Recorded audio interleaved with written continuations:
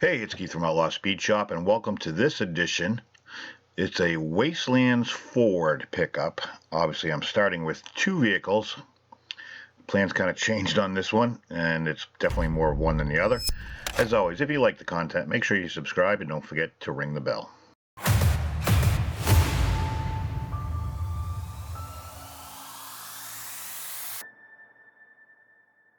So yeah, I have this Halo vehicle plus the pickup, and I had big hopes and dreams for this, but in the end, I kind of ended up going a different direction. The goal was to kind of mate the two together, and I was going to do that by cutting the back off the truck and the back off the Halo vehicle and putting it on the truck, and everything would have been perfect. However, you'll see as we progress that it didn't quite work out that way. I actually did a live video a couple weeks ago about this and kind of went through this process, and if you saw that, you're kind of seeing some of the same footage, just without the horrible voiceover. Well, actually a different voiceover, or different horrible voiceover.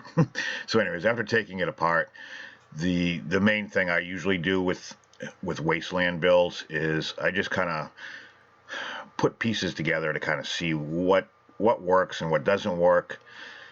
Getting started is the hardest part. At some point you just got to say screw it and just start somewhere. With a Wasteland, post-apocalyptic, Gaslands, Mad Max, whatever you want to call it, there's no pressure. There's no right, there's no wrong. It's all your interpretation of something, and if it doesn't work, as in this case, you can shift gears. It's not a big deal. It's not like you're restoring a classic red line, and if you screw it up, you got to start all over again, or possibly have really messed it up to the point where you can't do anything with it. There's no pressure. So it's just getting yourself to actually have a semi-vision, I guess you could say, and then just start.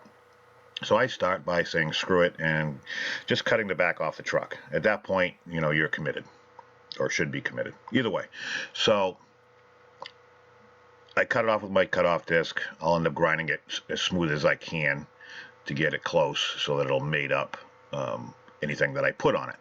The Halo chassis I'd pretty much cut up, and then the interior piece, which isn't really much, which did house the gun, which is what I ideally end up using and what I wanted in the first place. It allows me to kind of put those two together so I can kind of fit at this stage, because I'm still trying to fit that back half. I'm trying to get the right height so that the gun doesn't hit the roof. So obviously I'll put the chassis back together on the truck. The interior chrome is going to have to get cut as well. I hadn't realized that until this point. I was kind of hoping I could still use it because it had the gas tank in there. And I'm just kind of looking. The issue became it was slightly wider. The Halo body was wider than the actual pickup truck. And to try to make those two, and I did glue it together, and then that didn't work. And then I tried, which I didn't show any of it, I tried some Milliput, and so that way I could kind of graft the two together. And that worked, but it just looked horrible, and I didn't like it, so I ripped it off. So at this point, I realized there's nothing I can do. I pretty much got to cut the back half off. So I'm trying to cut it before the gas tank, or after the gas tank, I guess. Depends which way you're looking at it. But I'm certainly obviously keeping the interior and the front and the motor and all that stuff. So here, once again, I'm placing everything together. I do this constantly throughout 90% of my builds anyways, but more importantly on the post-apocalyptic style, just to see how things are going to fit. Sometimes when you don't have all the pieces and then you think you got it right and something fits perfectly and then you go to put it together, it just doesn't work. So, but I do realize I do have to cut the rear off because the bed is longer than the original bed is longer than the Halo piece that I was trying to put on there. And I'm still at this point, I haven't given up hope that it was going to work. And I had big dreams for this, but here lengthwise now it's perfect. It works out exactly how I want. I have an odd set of Real Rider Hot Wheels off-road tires that I wanted to use. So I'm going to take some K&S 1/16 tubing. I believe the number is 5125 if you're looking for it. It works perfectly for Hot Wheels axles. So I find the length I want, which I know I'm going to want a little bit wider than the actual chassis, just to set the wheels out more than, you know, with at the time I'm still working on the Halo back half, so I need clearance for that. So once I get the length, I cut it with my cutoff disc, I smooth out the ends, and then I'll pick it with a pick just to open up the holes a little bit and get the dingleberries out of there, which will allow me to throw my axles in. The original wheels are pretty long to begin with, so I didn't really have to do much with the axles except for cut them in half. So I took my Citadel black paint and pretty much painted the chassis, the interior, which included the grill, and then now I'm going to put, I like the original wheels on these. They're like a steely wheel or a military style, so I kind of wanted to keep those with the white walls, and here I'm trying to just pop them back in without stabbing myself, because as been noted in many videos, my hands are already destroyed. It's not even the beginning of winter's just starting, but fair warning, if you're new to the channel, my hands get pretty bad. And yes, I use everything on them, and it just doesn't help. I work with my hands all day. I'm outside a lot. It is what it is. I've learned to accept it, and my career as a hand model ended years ago, probably about the same time as my porn career. Just never got off the ground. But anyways, so I'm going to glue that in the chassis and let that set up a little bit, just to, at this stage of the game, the wheels are my biggest issue as far as clearance. I want to make sure they are where they are, so when I start adding stuff, I don't have to worry about, you know, did that clear, did it not clear? Actually, I didn't paint the grill. Wow, I'm cracking up. I did a lot of this a couple weeks ago, so if you've been following the channel, I've been pumping out all the builds seem to be due at once, so I was kind of doing this in between some other stuff. So I want to, obviously, when you cut the interior and you cut the bed off, now you have some exposed areas on the back of the cab, so I'm pretty much just going to use some 1/16 styrene, which came in my sorted pack, which I've been using for a year and a half, 2 years now. When I bought another one, I haven't even opened it yet. This is like the greatest thing ever, because it's got all the little bits and what do they say, bits and bobbles, to pretty much do 90% of what you're going to need. So I score it.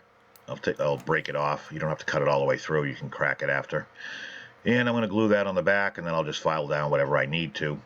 Again, I'm not looking for showroom quality here. I'm just trying to build this as it would have been built post-apocalyptic. You know, nothing is perfect. You're not trying to be perfect. Nobody's going to a car show. It would be cool if there was a post-apocalyptic car show, however. But I'm just trying to get everything lined up. And, you know, after it's painted, you can't tell any of that, half this stuff anyways, because you're adding stuff. So you can kind of see here the body. If you actually look to the left, you can see how the frame, or the chassis, actually has like little notches in it for where the running boards are. So the notch where it comes in is in the way. So I'm just kind of notching the piece I just glued on. Actually, did you a courtesy of pointing it out to you with my ugly looking pinky. But that allows me to just set that cab on top, and it'll sit flush now. See, easy peasy. So, and that is a ruler. I do use one on occasion. I use it more as a straight edge, though, not to measure anything, so don't worry. But I break out my Orc Boys kit that I just bought for, not for the Orc Boys, just because some of the pieces were cool, and I use some of the weapons occasionally. And there's my assorted kit that's got just about everything in it, and all my scrap pieces, and this is where the messy part of my build comes in. I do this all the time. Sometimes you see a piece, it's like, hey, I could use that for something, or it's just the right size to trim or cut, and you're not wasting a big piece. I keep everything, obviously, and it just works. It works, you know. Here I see something, and it's like, hey, I could put that there. Just like I'm looking, I'm like, okay, maybe something on the front would be kind of cool. So I find a piece that's going to work, and then I'm pretty much going to not measure, but I'm going to put something on the front as like a battering ram. The problem I ran into is the bumper sunk in a little bit more than the actual hood, so I need to space out whatever I'm going to glue on the front, because otherwise it would be angled outwards instead of kind of towards the windshield or straight. So I'm kind of hemming and hawing here, going back and forth. And that's, 90% of these builds are going to be like this. Unless you have a very good vision of exactly what you want, it's trial and error. So I get this square tubing. I figured, and also there's a curvature to the front of the bumper, so I can't use one piece to go all the way across without bending it in the middle. So I just use two small pieces, and the long piece I'll put a slight bend to it, which allows me to glue it just like so. And back to my bits and baubles from the Citadel kit. I don't know what the hell that is, but it's some sort of spiky looking things that I put on the hood. Depth. I'm adding layers to the bull guard or ram in the front, and just like that didn't work out, the thing I was putting on there, but just to add some depth to, if something was rusted or there was a hole in it and you added a piece of metal, then you added another piece of metal to cover something. Not everything is going to be like one nice solid clean piece of metal.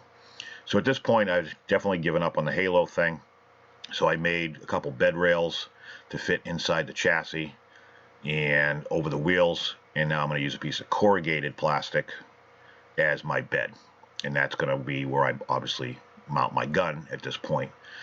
And then I figured I'd add some armor to the doors, or I guess you could say maybe it's covering up a hole or anything like that, but mainly it's like to protect the driver and the passenger. And then I had this big vision of what I was going to do in the back, so I put this big ass piece of tubing, styrene tubing, and then I put another piece inside of it to I was technically going to make a hinge, and I made this big behemoth of a almost like a tombstone, I guess you could say, on the back side of it that hinged up and down to protect the person that was a gunner. And I started thinking about it after I did it and painted it and everything else. I never ended up using it. I don't even think I show it because it just didn't come out. It just looks stupid. I'll use it on another project. I'm not really worried about it. But I started thinking this is more of a patrol truck, something that goes up and down the road and clears the road. I did show a lot of this. I show a lot of behind the scenes stuff in my membership. If it's something you guys are interested in, you can check it out. Either way, doesn't matter to me, but there are a lot of exclusive pictures and content from most of my videos. So with that said, it's time to get to painting. I dusted the entire thing with the Citadel black, and now it's a matter of layering. You could do whatever you want for a base, but I just happen to use black for this one. You get different results with different bases. You could go with a gray or a silver or a regular solid color. You can use whatever you want. For me, black was what I needed for this, or what I thought would look best as a base coat. So I do a little bit of dry brushing with some lead belcher. Did a lot of painting with lead belcher as far as the engine, at least the exposed parts. The Retributor armor, these are all Citadel paints, by the way, I'm using for the bed on the corrugated aspect of it. But at this stage it's painting. You're not trying to weather, you're not trying to give it a worn look or anything like that. These are all just base coats, so there's no pressure. You go around, like I painted the front fender like a gray, flat gray color.